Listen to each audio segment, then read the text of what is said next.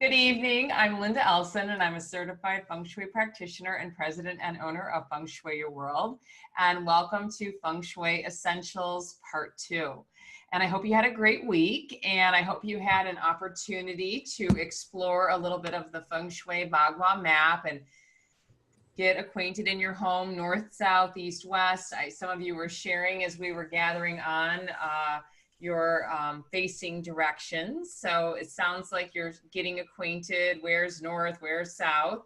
And tonight we're going to add an extra layer to the Bagua map, and we're really going to dive in and learn all about how to enhance each sector and where we need the various natural elements, where specifically to our homes we need the earth and the fire and the metal and the water and the wood.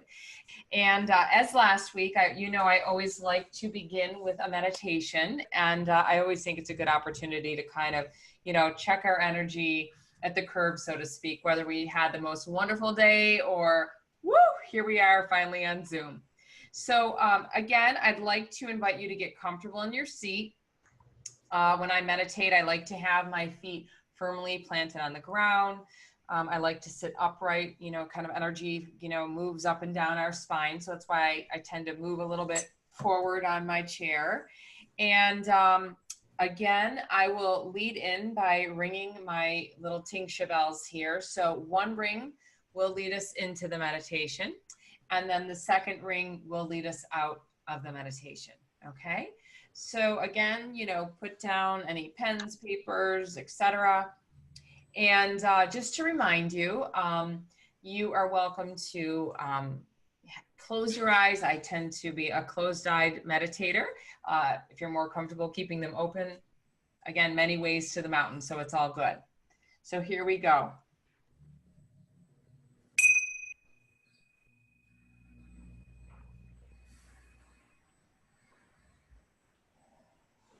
Okay, so I'd like to invite you to bring your awareness, your full awareness, into the room you're in.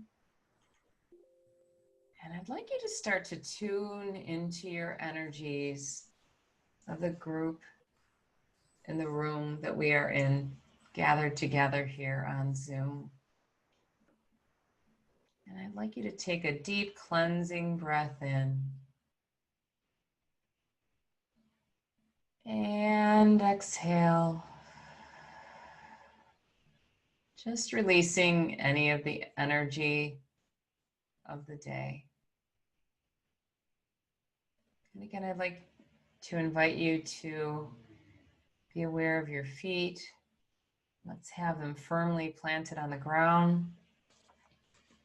Just start to feel your posture be growing a little bit taller. And I'd like you to bring your awareness to the top of your head. We still have some of that beautiful sunshine of the day. And I'd like you to imagine the top of your head is just opening up like a beautiful crown. And imagine that beautiful sunshine, that cleansing light of the day is just pouring and beaming into the top of your head. And I'd like you to take a deep breath into this beautiful sunshine and light beaming into the top of your head. Deep breath in.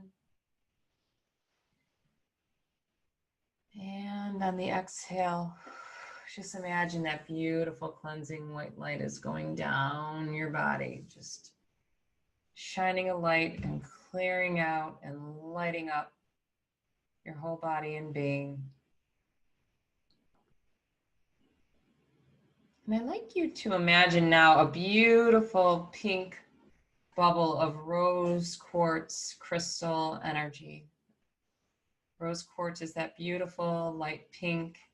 It resonates and vibrates with the energy of love, compassion. Love and compassion starts with ourselves. And I'd like you to take your hands and put that over your heart. I'd like you to take a deep cleansing breath in first breath in, breathing love and compassion for ourselves tonight. And on the exhale, we're sharing it out to each other and to the world.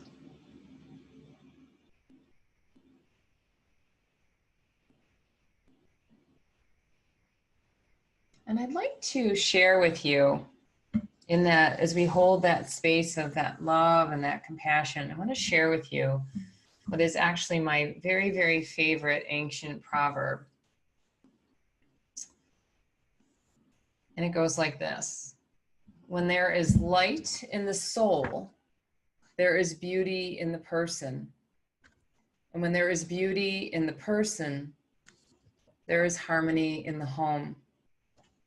And when there is harmony in the home, there is honor in the nation. And when there is honor in the nation, there is peace in the world. And let's take a deep breath in. Let's breathe in that proverb. And on that exhale, let's breathe it out and beam it out to the world.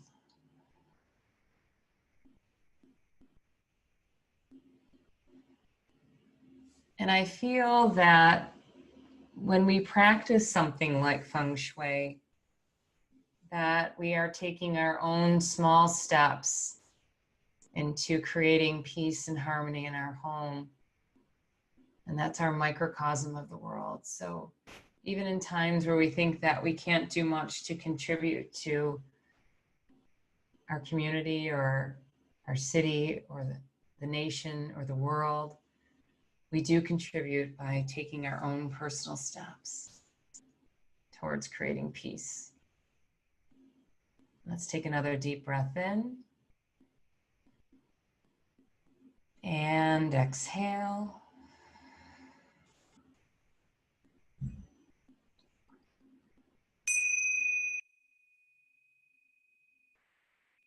And when you're ready, you can open your eyes.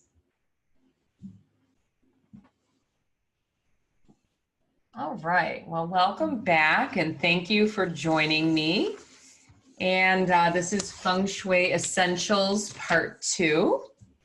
Just to recap, your homework, your fun homework, was looking at the Feng Shui Bagua map and kind of starting to do a noticing exercise around your home and where's north, where's south, where's east, where's west, what's your facing direction. And again, some of you were sharing with that with me as you were entering in the room, and I'm getting a good sense that you're getting a good handle on that, and we're going to dive more into it. But I had an experience yesterday that I wanted to share with you. I did a remote consultation on Zoom with a couple. And interestingly enough, the couple had the distinction, actually the lady of the house had the distinction 18 years ago of being my very, very first Feng Shui client ever. I was fresh out of school and certification, and I worked on her home. And I think she was one of my test pilots. Like, you know, when I got my certification, I had to do a very in-depth analysis of a home, an apartment, and an office building. And she was my very first home. So years later, you know, she's gotten married and, you know, they've repurposed the home. And of course, we've had a big, you know, life experience over the past few months. So the timing was right for her to want to do an update. So we did an update virtually. And actually, though, thankfully, with phase 2 for people around Western New York, I am actually able to go out into people's homes in person. In fact, I'm doing my first in-home tomorrow, and I'm like a kid in a candy store. I can't wait to get back into a person's home. But you know, practicing all safety precautions. I'll be wearing a mask, so will my client. I'll be having little booties on my shoes, wearing gloves. So I've never, it's going beyond the white glove treatment for people, I guess. But we did the one yesterday on Zoom. And what was very interesting for me is because I actually had the privilege of working on their house before, and I know Western New York so well, I knew what direction her house faced. And when she sent me the updated information of the house, just for kicks, I had her take her compass reading again. And she got a reading of northwest. And it was northwest kind of creeping over towards the north. And I said, you know, I know your house really, really well, and I really want to double check your compass reading. So I had the luxury, because she was here in Western New York, to go out to the property and take another reading. And what I shared with her is, and she sent me a picture of her phone. So I had shared with you all that you can download a free compass app on your phone. And I do use that as a check-in. But I will tell you, just relying on your phone solely can sometimes trip you up a little. And it's a nice quick check-in, but what people don't often realize is, you know, you're taking a compass reading, and then when you take it on your phone, you may sometimes have an electromagnetic interference that you don't quite know is there. And that's one of the reasons why, first of all, I often will say, take your readings outside. Or maybe you really also know your house really, really well. And you say, you know what, my house faces east because that is where the sun rises in the morning. And then, you know, you pull out this, you know, compass app on your phone and it's telling you it's, you know, I don't know, south. Well, here's a little tip for you. When you are taking a reading on your phone, sometimes your phone app needs to be reset. Or you may have noticed if you were first downloading it, you know, through a free app store, what you would say sometimes recommend that you do, and I'll tell you now that you can do, sometimes you need to reset the compass by doing a little figure-8 motion. You do a little figure-8 motion and you kind of go upward with it.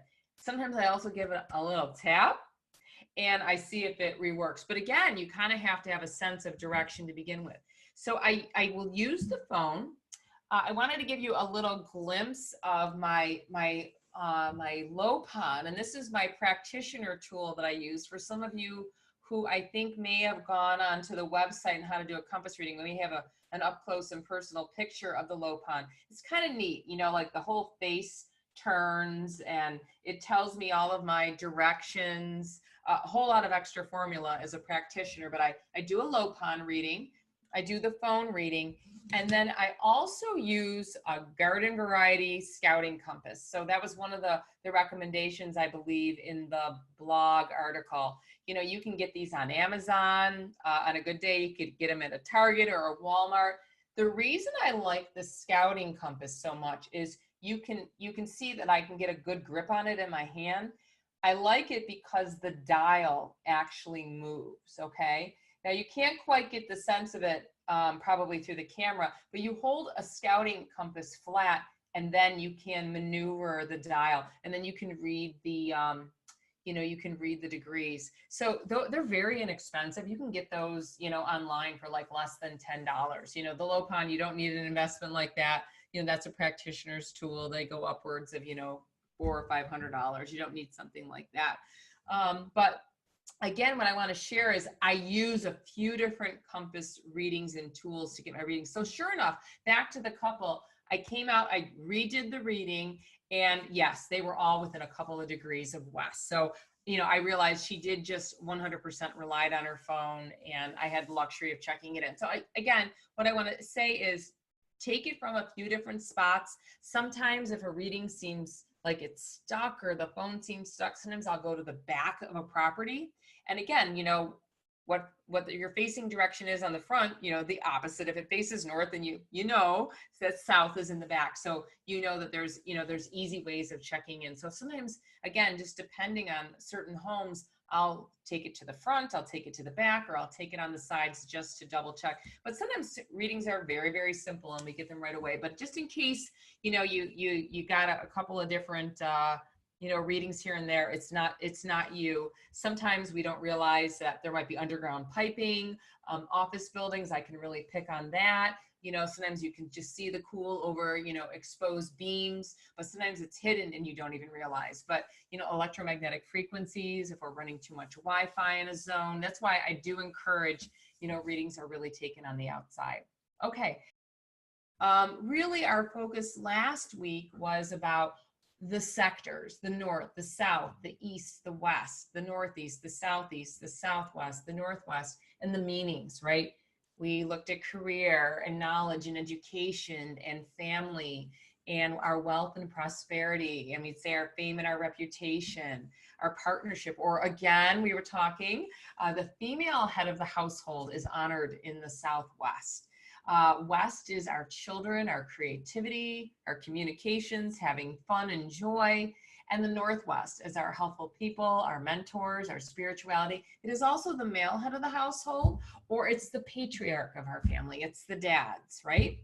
So the new layer that we are going to work with this evening, and we're going to flip one more slide, again, just reminding us what we all did as we then are introduced to our elements. Again, It's as if we are overlaying the Bagua map over our floor plans for those of us who have the luxury of a floor plan, or for those of us who don't. Again, we're just kind of figuring out with our Bagua map, you know, where's north, or maybe you're writing, maybe you printed that off and wrote it in. Perfect way to do that and to start. Where's my living room? Is it in the northwest, or is it in the northeast or east? Where's my kitchen? Where's the chi center? So we talked about last week about working with the Bagua map. And again, basic Bagua says our house is divided up again, north, south, east, west, and those 4 subdirections.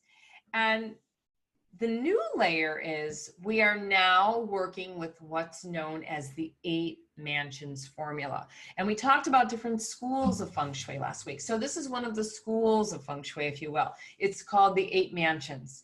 And the 8 mansions formula is about applying the elements in a very formulaic way, if you will, to these different sectors. So this is where, you know, when we were talking about what is Feng Shui, again, Feng Shui is the ancient art and science of placement, and it's a process to create balance and to harmonize the energies of your home. And one of the things that I likened it to, and it's one of my best and favorite analogies with Feng Shui, is it starts to become where we learn how to do acupuncture on a home. So where do we need to work with these elements of nature? So I'd like to start in, you know, we're going to start right at the top of the Feng Shui Bagua map in the north. And again, easy because that's where our Western mind starts thinking, north, south, east, west.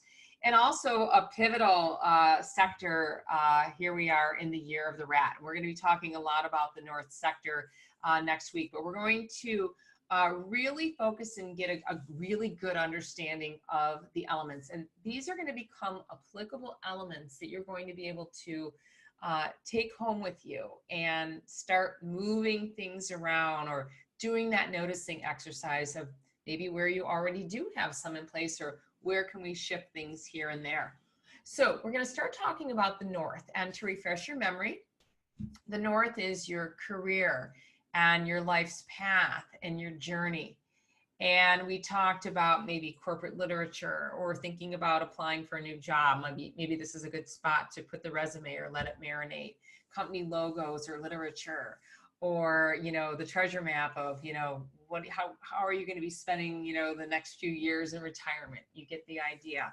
So, and then what I want to call out in this slide before we go on to the next ones is that in each slide, we have like a little key in a graph. So we're looking at the top of the Bagua, north, and of course from north, and your career life's path. And we have a little symbol for water. So off to the left of the Bagua map, from my vantage point, we have a symbol for water, and then we have a little symbol for mountains, for earth, and we have a symbol of a tree for wood.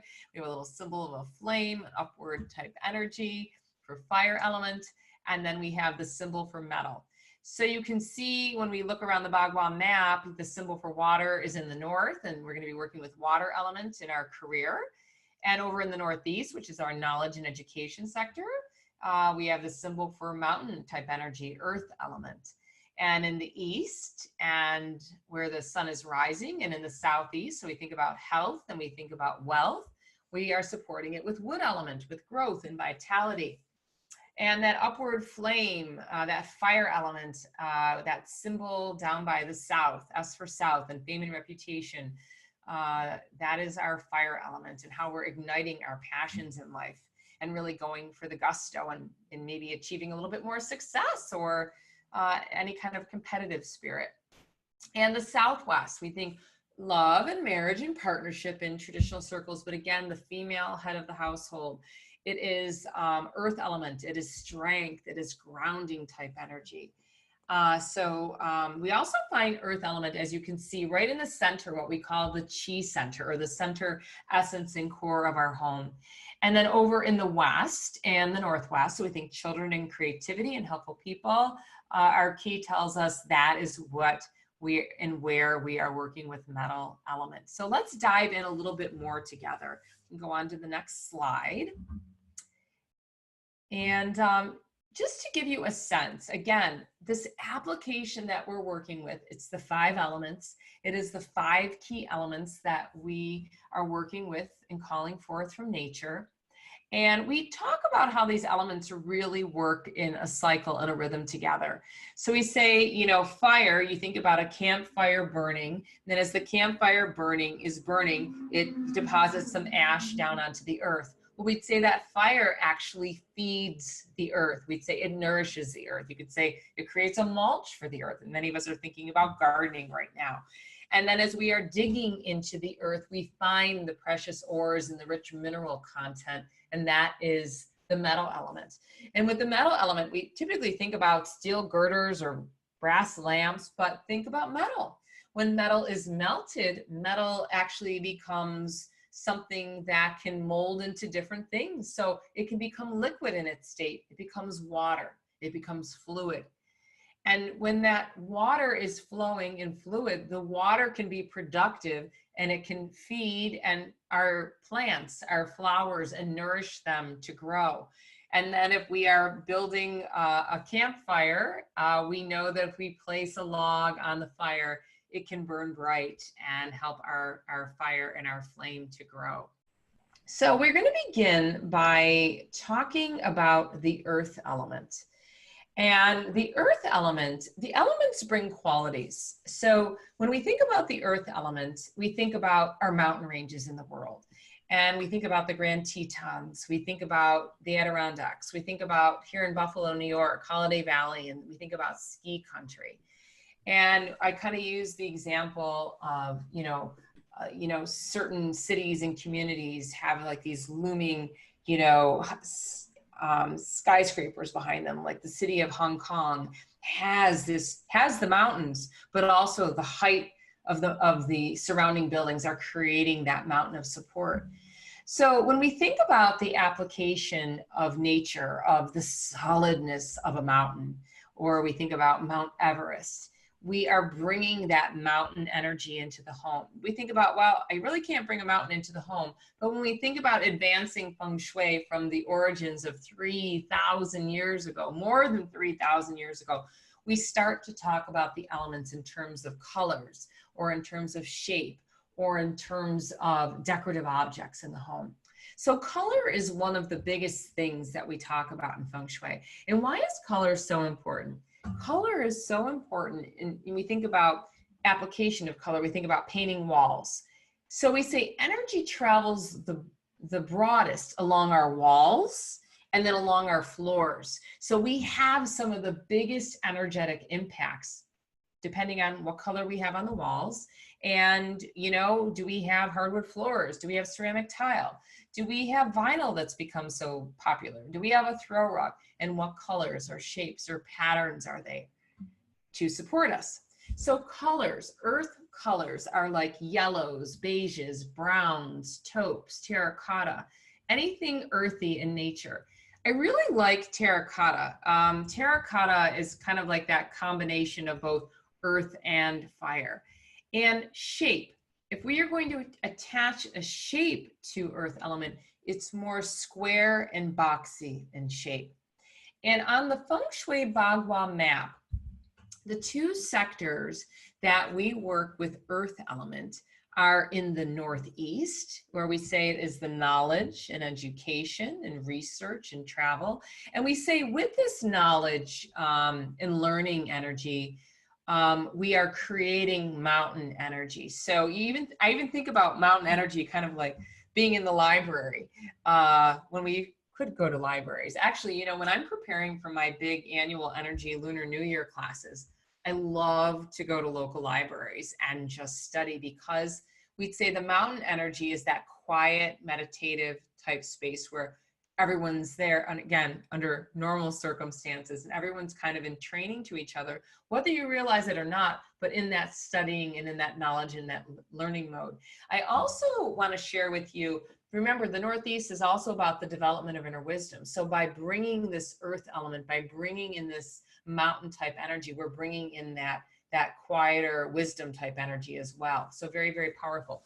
Mountain energy, though decoratively, can also be brought in by things that are taller in our homes. Like for an example, you may think, okay, knowledge and education, learning, hey, maybe this would be a great spot for a little library. Or remember, in the Bagua map, you can identify the northeast sector of a given room. So maybe in the northeast corner of a room, maybe you would have a bookcase, but maybe it wouldn't just be a short little bookcase. Maybe it would be one that's taller. A taller one is, again, bringing in that mountain, that bigger type energy. Also, heavier, bigger furniture is also mountain type energy. But the element of the earth is also used in the Southwest. And then remember, Southwest is love and partnership, the female head of the household. And also it's used in the chi center, in the center core and essence of our home. So some decorative examples that we can use with earth element. We can enhance with gemstones and crystals and pottery, or even a picture of a mountain. I have a picture here of citrine. Many of you may be acquainted with citrine. It's considered a stone, number one, of knowledge and learning. A lot of people think about it being the wealth and prosperity stone. It is definitely used for that purpose too on a metaphysical level, but it is great for anyone who's in learning mode in the house. The kids who are maybe, finishing out the school year or doing exams still out of the, maybe the Google Classroom, or for the teachers who are administering the last few lessons of the year, or even all of us who are even learning, new topics and taking intuitive development with Angie, or all these different wonderful classes that we are exploring online. And maybe some of this, technology is still new and maybe a little bit daunting to us, or, some of us were, kind of scrambling a little bit getting on today. And by the way, I always keep a little piece of citrine right near me as I'm teaching and learning on Zoom as well. The other thing I will share with you that I really like about citrine, yes, it's grounding for any kind of like butterflies we might get in our stomach as we're still learning or maybe taking an exam online. As I mentioned to some of you, I'm also a realtor and I help people buy and sell homes with Feng Shui, but I also have to do continuing education, which is coming up by August 8th, and there are exam components. So I will be keeping my citrine nearby and helping to ground that. But it's also a stone that really helps with electromagnetic frequencies. I probably will be teaching a class later in the year about health and Feng Shui and how to combat more of those things, but a few different great purposes for citrine. So let's go on to the next slide, Karen. Linda, we have a question. Oh yeah, by all means. Okay, Deborah, can you put things that you bought in your travels? Great question. Particularly in the Northeast would be a super spot to put objects, that you have from your travels. Absolutely. I mentioned the couple that I did the Zoom consultation for yesterday. The wife was an international marketing executive for years and traveled all over the world. And in her Northeast sector, she had all of these really cool masks that were made out of clay. You think about clay being earth element, from all over the world. And I just thought that was just a beautiful expression of that. And yeah, it's a perfect thing to do. Or could even be a picture of you and your family or what have you, and maybe in some of the favorite spots that you travel. Maybe you go to Cape Cod every year, or a ski trip, or wherever that is. Again, it could be great to put a picture of you on your travels and journeys. And maybe you would choose to put it in a ceramic or a Lennox frame. You get the idea. All right, going on to fire element. Fire element, we think about reds and pinks and oranges and purple. And we think about the sun shining. And we think about bringing in additional lamps and lighting. And one of the tips I think I shared last week is, the first things I do every day is I open up all the blinds and I open up all the draperies to let the natural life force energy come into the house. And, but again, this is the spot where we are looking at fire element and really working powerfully in the south part of our home. Remember, on the Feng Shui Bagua map, it relates to, we'd say, our fame, our reputation, our standing in the community. It's what we're passionate about in life. Or if you're feeling like, oh my gosh, I really don't feel passionate about anything right now. Well, I would say you probably need a little bit more fire element. Or again, just like we did last week, after the class tonight, I want you to go back into your home and start doing the noticing exercise. Do you have some fire element in the south? Or do you need a pop of red? But you might be a person who says, I'm shy about red. I don't necessarily love the color red. But again, we have choices. We always have choices for the most part when it comes to color in Feng Shui. So we'd say it's red, it's pink, it's orange, it's purple, it's anything brighter, warmer, sassier, could be plum, could be eggplant or salmon or mauve. We want to just bring in some of those warmer colors. When people tell me that they lack energy or they just don't have enough get up and go in life, I usually find that they need a little bit more fire element. I'll give you a little tip, just tying it back to real estate for a second. Whenever, well, you know, how I got into real estate years ago, I was a Feng Shui practitioner first, realtor second, but I was getting calls from people saying, you know, I have my house listed, and do you think you could Feng Shui my house to help me sell it faster? Or could, then clients would say, could you help me pick out a house that has a, you know, has good energy? But back to the selling it faster.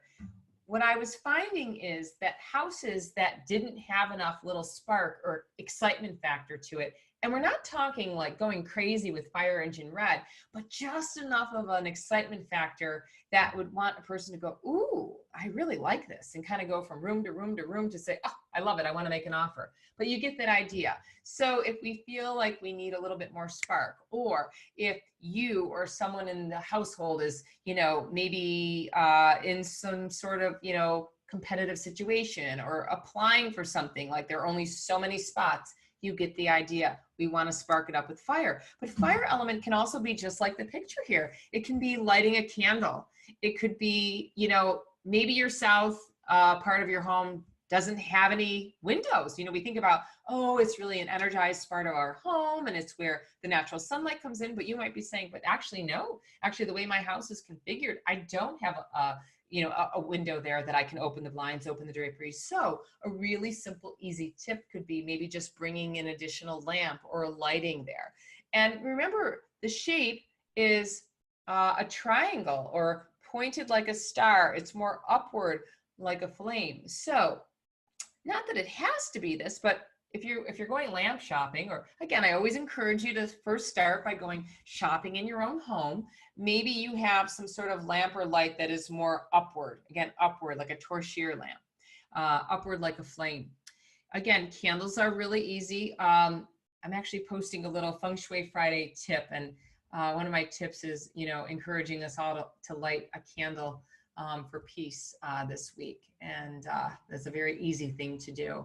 But a fireplace in a home, if you're fortunate enough, lucky enough to have a fireplace, that is built into the architecture of your home. Now, it might not be cookie cutter perfect where that fireplace is in the south. I'd love to know in chat if anyone just happens to have a fireplace in the south part of their home.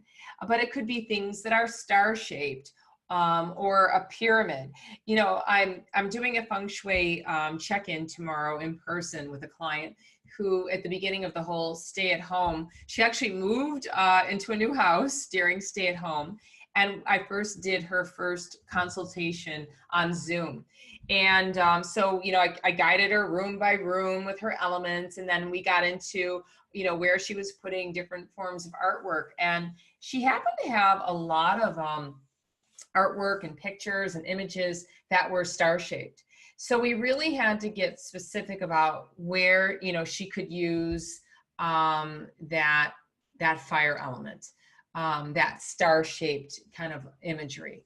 What did someone say here? Angie, someone made a comment in chat. What do we have go by about the fireplace? Or Angie or Karen there? Okay, okay. Someone says they don't use it. Okay, yeah. And you know what? Here's the thing. You don't necessarily need to use it for it to be considered still a powerful fire element. I know that, you know, some eras of homes, they simply have artificial fireplaces. So yeah, you don't, and just like a candle, you know, some people might be shy about lighting candles.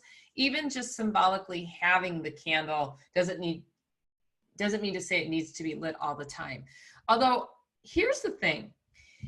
I do think it's very powerful to use the live, real elements whenever you can. So, you know, I said, you know, let's use, you know, the fire element for, you know, or let's use, you know, a crystal for our earth element, or a little candle for our fire element, and actually light it periodically, right? Because if we have the strike of a flame, we have the actual, you know, stone that comes from the earth. You get the idea. It's a natural element. But again, color has a big impact. Shape has a big impact. All right, let us go on to the next slide. One more. Yeah. Anna, would a salt lamp fall under fire or earth?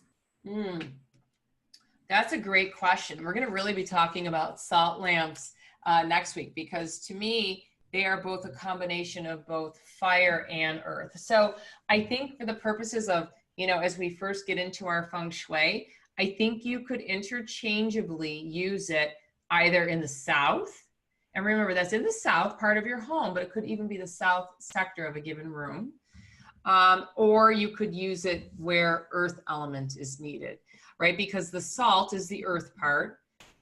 When it's lit up, either with a, you know, a tea light or a plug-in, that's your fire element. So either in the south, or it could be used in the northeast, the southwest, or in the chi center. And very strategic for all of us. I'll let you know where salt lamps can be used very powerfully this year. And we have one more. Yeah. Jackie, I have it in the east, and on a south wall, would it be good to have a star-shaped art? Yeah, I like it on the south wall, and absolutely for star-shaped art, you're getting the hang of it. Absolutely. I will also tell you what I like about salt lamps. They also are very good with helping with the electromagnetic frequencies. There's lots of health benefits to them. You know, they're also can be known to be air purifiers as well. Bring in some good negative ions into the space. There'll be more on my health lecture on that one, but very good. Very good. All right, metal element. So metal, we think about digging into the earth and finding the precious ores, the gold, the silver, the bronze, and the rich mineral content. But in our modern culture, and we think about application of metal element in color, metal element in color are like whites, grays, gold, silver, bronze, anything shiny and reflective. Mirrors are also considered to be metal element. And I think, you know, a lot of us, maybe we've also used it in our own homes, or if we watch enough HD TV, you know, metal element, the grays, you know, they became the new neutral over the past few years. And a lot of us went for that in our palettes. Or we think about way back when you know, we would talk about apartment white, and somewhere between apartment white and the neutral grays became beige and browns and taupes and all the neutrals, right?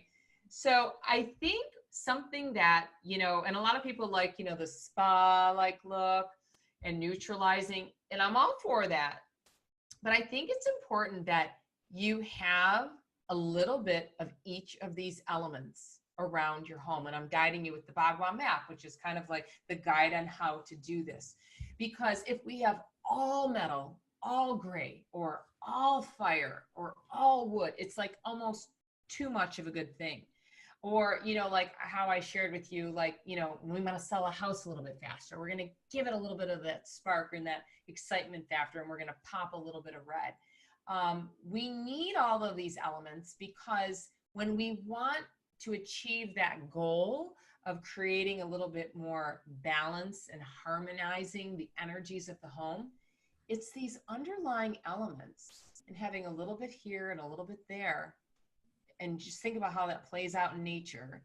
Again, when we get to go down to, we were lucky enough to say be in Delaware Park today on this sunny, beautiful day, and the trees are blooming, and that is, you know, wood element. And there's either, I don't know if they call it Hoyt Lake or Mirror Lake now, but you get the lake by the casino, and that is your water element. And, you know, the curving, meandering pathways, more water element in shape, and we sit down on a solid, you know, metal bench, like, you know, the wrought iron furniture that's here in, you know, the picture, and the sun is shining, and that's fire element. And or we go over to the Japanese garden over by the historical museum, and they have some great, you know, big, huge grounded boulders. You may want to even pull up a seat and help tap into that natural rhythm and the grounded energy. You get it, like you can actually almost feel yourself there. Well, that rhythm and that harmonizing of nature, that little pop of color here and there, again, kind of like coming in and doing acupuncture in the home, that is what helps to contribute to that feel good, that overall harmony and happiness. So again, you know, if you've neutralized, make sure you're just popping it in. And directions. So metal element is the West. Again, our children and our creativity and our communications, our joy. Northwest is helpful people, mentors, spirituality. So, you know, example, working with metal elements in the West or the Northwest. Maybe it's putting a picture of the grandkids or the children in our life in a metal picture frame. And the shape that's associated with metal element is more round or oval in shape. So picture the kids in a round, maybe pewter or brass picture frame. We remember theme-wise, this can be a great sector display artwork. And Northwest, maybe you're missing your colleagues. I know I am over at Hunt Real Estate. So that could be a great spot for me to, you know, honor my colleagues in the Northwest part of my home or the Northwest part of my office. Maybe put it in a nice oval picture frame. You get the idea. Mirrors. Okay, let's talk about mirrors. Mirrors are symbolic of metal element. You know, it depends on which school of Feng Shui you're looking at. Some consider it water, but in traditional 8 mansions, compass-based Feng Shui, we say mirrors are metal. So definitely you can hang a mirror in the metal element sectors, again, West or Northwest or that part of a room. But you always have to make sure you know what you're reflecting. So, you know, some tips around mirrors, ideally, they shouldn't be directly reflecting a door. They shouldn't be directly reflecting a window. We'd say the good energy could bounce, you know, in and out of the home. And ultimately and ideally, they shouldn't be in a bedroom, even if you have a bedroom in the West or Northwest. And let me explain. So mirrors in a bedroom, even if it's located in the West or Northwest, which some of you may have, we'd say mirrors in a bedroom kind of always keep the room on. You know, the reflective quality, even if we're, you know, closing our blinds and our draperies, when that morning sunlight comes in, it's kind of bouncing the energy around the room. So when I find people tell me that, you know, they have trouble sleeping or they have restless sleep, usually I find when I come out for the consultation that they do in fact have a mirror in the bedroom. So a couple of things that I usually have them do. One is sometimes I'll make recommendations like maybe you should take down the mirror. Well, maybe that's not, you know, maybe that's just not feasible. And of course, our great American bedroom sets typically come with the dresser with the mirror.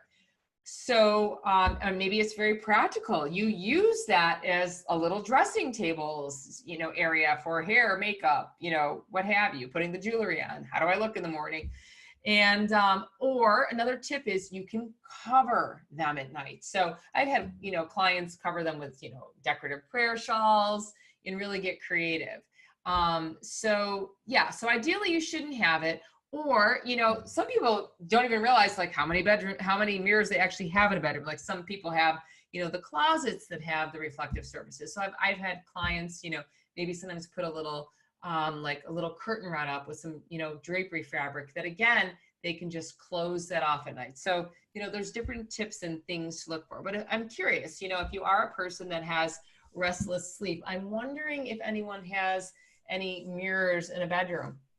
And if you'd be willing to do the experiment of maybe covering that this week and let us know if you're sleeping any better. Do we have any people that actually have mirrors in a bedroom? Okay. Probably most of us, right? Yeah, we have a couple questions. I see hands going up, yeah. Teresa, can you have too many elements in the South? Yeah, like you meaning like the earth, the fire, the metal, the water, the wood. Is that what you're saying, Teresa? Like everything at once? Maybe you could put that in chat. Yeah, wait. Well, okay, let me see. Nancy, okay, so I'll go to Nancy. Nancy, is there a good direction for a mirror? Yeah, good directions for mirrors. West and northwest, absolutely.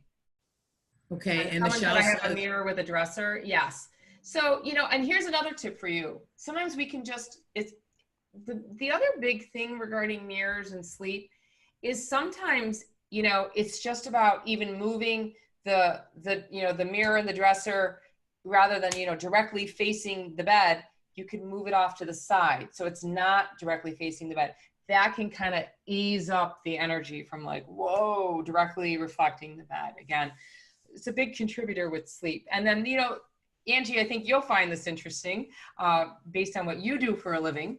Some bigger thoughts and theories regarding mirrors is, when we kind of like, travel out into the ethers in our sleep times, state, and we're kind of coming back in and calling back, the fragments that went out during the night, there can kind of like be, an energetic confusion between, what's seen in the mirror and what's seen in the bed. But Angie, there would be a whole other exploratory discussion. yeah, I think so. I think you would find that interesting. So you know what? Let me address Teresa first because she asked a question a few minutes ago, and then I'll encourage some other people to do maybe some mirror experiments this week. So Teresa, one of the things that I would encourage you to do, and I'd encourage us all to do, is we're kind of becoming the feng shui detective, and you can start going shopping in your own home. And I'm gathering, Teresa, you might have a few things to go shopping with in your south sector. So as we're talking about maybe where you need some metal element, where you need some more water element or some wood element, maybe what you can start moving out of that south sector. And again, kind of now doing your new version of acupuncture and where you need it in different rooms. Because we want to, you can have, here's the thing. Here's a perspective for you. You can have a little bit of any element in any space, but we just want to make sure that we're supporting that lead element. Does that make sense? Mm-hmm. Okay, good. I saw a nod. And Michelle or anyone else that wants to join in on the mirror experiment, if it's a possibility to maybe move that dresser again out of that direct reflection of the bed, or maybe, see what you can creatively maybe cover it with at night. I'd love to, try the experiment and see if you start sleeping a little bit better. Okay. All right, let's move on. Some more examples of working with metal element. Again, picture frames, gold, silver, bronze, pewter, you get the idea. Wrought iron furniture, metal patio furniture, because remember too, as I shared last week, these sectors, we're talking about them inside your home, but we can look at them too as they extend to your exterior of your home as well. If it's a dining room, maybe pulling out, some silver candlesticks or, a gold charger plate, you get the idea. All right, let's go on to the next slide. One last quick question. Yeah. Okay, Dawn, is there a suggested color to use to cover mirrors? Oh, that's a great question. Yeah, you know what? I would also choose, I'm curious, Dawn, what sector is your, ooh, this is a tricky one. What sector is your mirror in? Do you know? North, south, east, west, or is it right in the west or the northwest? You let us know in chat. West wall. West wall. Okay. Then you know what? I would do a metal element color. So a white, a gray, a silver, a bronze, anything kind of like, shiny, reflective, opalescent.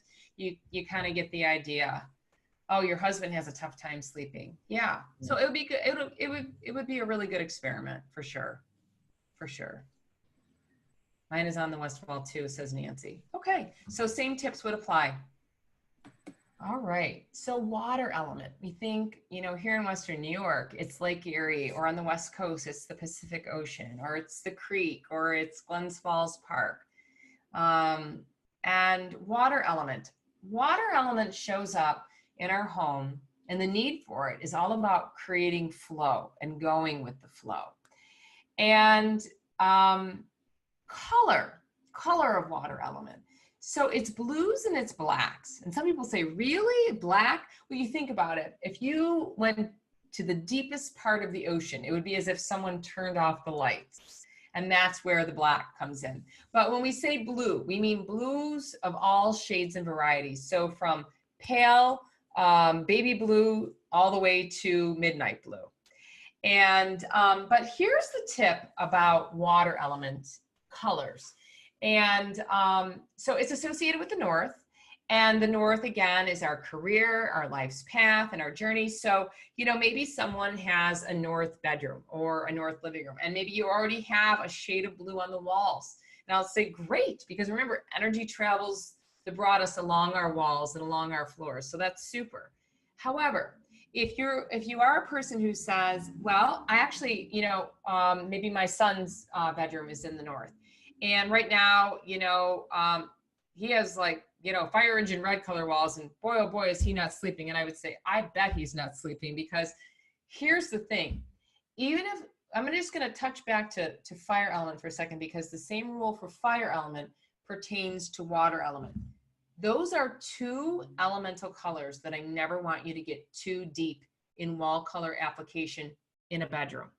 Because number one, just touching back to fire for a moment, if you have like all red walls, it is way too active. And again, you would never sleep. Or, you know, if you maybe potentially have a more lively personality or any kind of underlying, we'll just say anger issues, it could really stir something up. Okay. So let's say, just keep it more subdued. Water element has similar but different applications. We don't necessarily have to paint our walls, you know, Virgin Mary blue, but we don't want to get like, you know, deep midnight blue, or, you know, painting the walls, you know, a very goth, you know, black color on the wall. You'd be surprised. I've seen enough of them over the years in teenage rooms. And, you know, usually I will also say, when people use too much of the color black in decor, and it's not to say like little sophisticated accents here and there, perfectly fine to use, but we're talking heavy, you know, dark, deep black draperies everywhere, and, you know, the blinds that are always drawn, or actual black application on the color of the walls can really sometimes contribute to depression. So I just say be very, very careful with that. So, and then, you know, the idea too of like, you know, too deep blue in water, you know, spaces, you know, a similar but different rule of thumb. You know, one of the examples of water element could be adding a fish tank or an aquarium to this given north part of your home. But here's another tip. We wouldn't want to put a fish tank or an aquarium in a bedroom, whether it's your master bedroom or little Jimmy's, you know, bedroom, or having little Nemo swimming around there. Very traditional grandmasters would say water in a bedroom, when we're talking moving water, a fish tank, a fountain, an aquarium, you get the idea, could potentially equate to a loss of prosperity, which of course none of us would ever want, right? So to be on the cautious side, I would say just don't do that. Plus, the idea of a fountain or a fish tank or an aquarium, example, only in a bedroom, is that it's active, right? When the fountain is running or the fish is swimming, it's very active, or we'd say it's very, very yang. So remember, in a bedroom space environment, definitely for an adult, but even for a child, I mean, children's rooms are kind of a combination, right? They typically play there, they sleep there, maybe they entertain little friends there, again, when they can socially be together, you get the idea.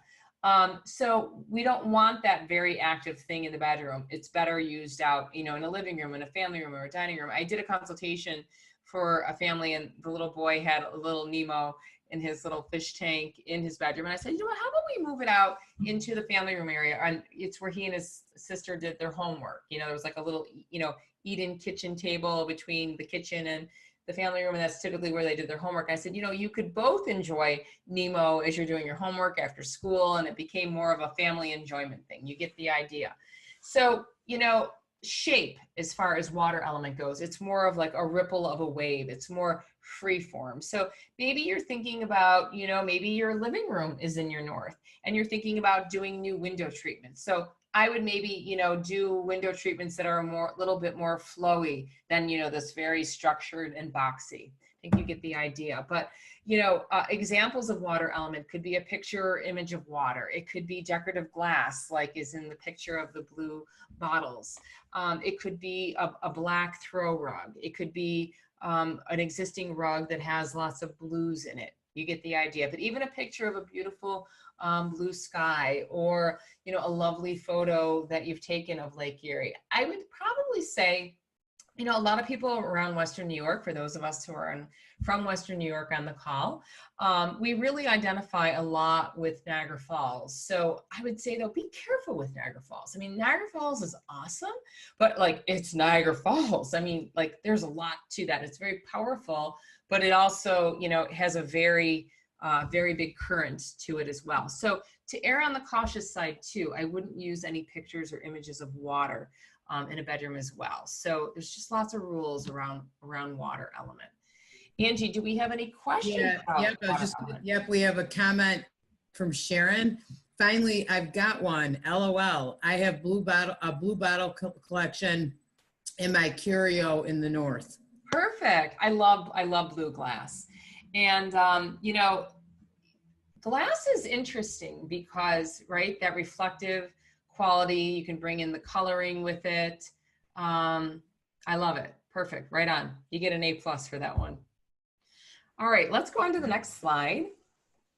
All right, wood element.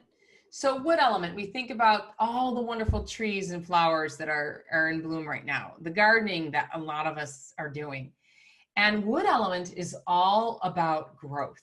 And, you know, where wood element shows up, we need it in the east. So we think health and family, but we also need it in the southeast. Remember, southeast is our wealth and our prosperity and abundance on all levels. So even if you're not a plant person, and I do hear that ever so often, oh my gosh, I just kill plants. Well, remember the tip that whenever you can use the live, real, natural element, that's a good thing, and it is a good thing. So again, it's synonymous with growth and vitality. So number one, it would be great to have some version of a potted plant, or in the East, you can use a bamboo plant.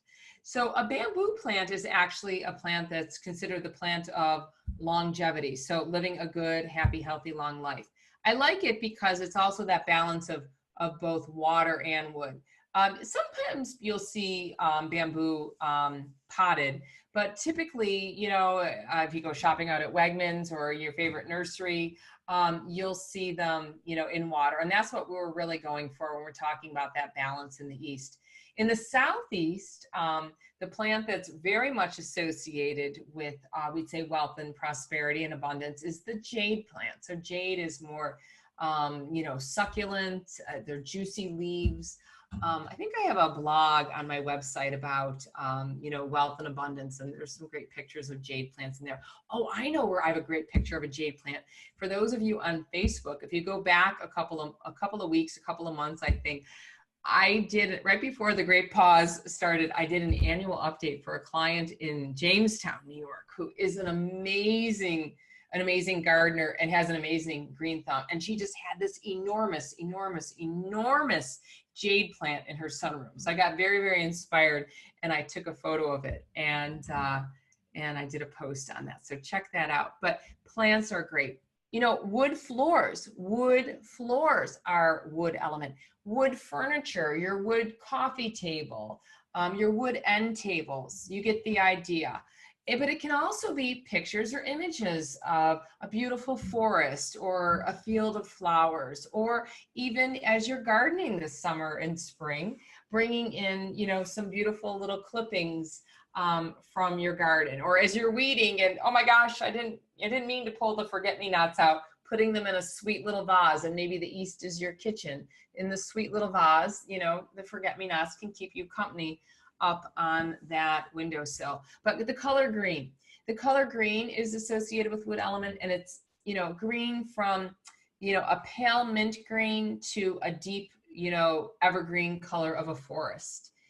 And it's also things that are striped, and it's florals or leaf patterns. And when we think about stripes as far as a wood element shape, you know, you think about like tall like a tree.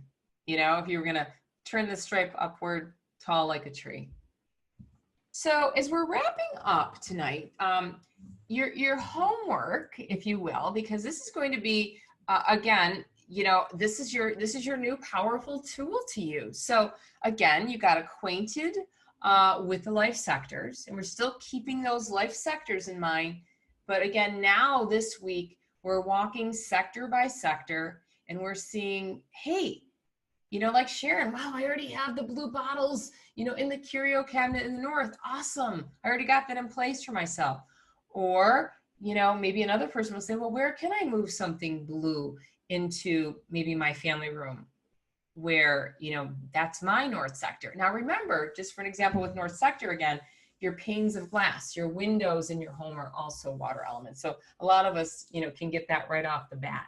So work on that, because next week we are going to have a lot of fun together, and really, really powerful current day information is going to be about the year of the rat. And very specifically with the year of the rat, we are going to zero right in on the hot topics of discussion with our health, with our wealth, and health, wealth. Oh, and also that tricky little rat with our careers and our jobs and our livelihood. Year of the rat's been very interesting this year. So we're going to learn how to maneuver that.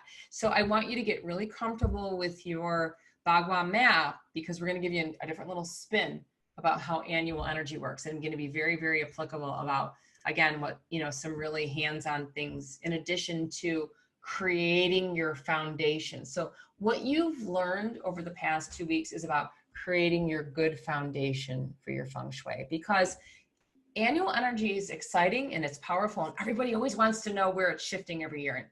And just as excited as I get, but it's important to have, you know, this background strategy that kind of carries you on the ship, so to speak. And then just to know that every year there's going to be some subtle shifts and changes, although this year hasn't been quite so subtle, but how to navigate it, how to harness it, and how to put yourself in the driver's seat. But for those of you who would like to start learning a little bit more, I gave you some great websites here to check out. Again, you know, I think that these are good ones. You know, again, as I shared with you, I feel that there's a little bit of misinformation out there, but I like Dragon Gate, Feng Shui Mega Mall, Best Crystals for Crystals, if you wanted to explore a little bit more about, you know, things like citrine. A rose quartz crystal is considered a love and, you know, an attraction stone, or again, the stone of love and compassion, which we'll be talking more about next week, Thursday. Pyramid Collections is also another good one. And then some books for those of us who still read books or read Kindle or books online. But for some of us who like good old fashioned books, I really like all of these authors. Jill Hale is a very well-known author on feng shui. You Can Heal Your Life. I'm sure some of you are familiar with that book. To me, You Can Heal Your Life by the great and late Louise Hay, to me, is a wonderful book about creating good inner feng shui. I mean, I've had so many copies of this book over the years, and I've worn out so many spines on the hardbound version of the book. And I remember years ago when I first read the book, I said, is Louise Hay a feng shui practitioner? Because she writes the book, to me, from the vantage point of the feng shui Bagua map. She addresses health and wealth and career and relationships and our personal creativity and our spirituality. And she talks about kind of like the mind, body, spirit connection, you know, maybe what our thoughts or our feelings, our emotions, what's happening kind of on the inside, and then how are we maybe carrying it out in the world. And if we maybe shift that a little bit, how maybe we can start having a different experience in the world. So to me, that goes hand in hand with creating good inner feng shui. Angie, that could be a new class about creating good inner feng shui. I've never taught that before, but I agree. Really Let's do it. Because, you know, as Karen touched on last night at the Santosha service, you know, to me, you know, this is just the tip of the iceberg, because ultimately feng shui becomes a lifestyle. And clearing clutter with Feng Shui is always a hot topic. I'm sure we will be doing that. I'm going to be at some point this summer starting the 20 for 21 challenge, 20 minutes a day of clutter clearing for 21 days. We'll probably do a Facebook group, but Karen Kingston is one of my teachers and masters, but a very insightful book. You know, Feng Shui Design, Feng Shui Chic, the complete illustrated guide to Feng Shui. Lillian too is another one of my grandmasters, and she is the foremost author on the topic of Feng Shui.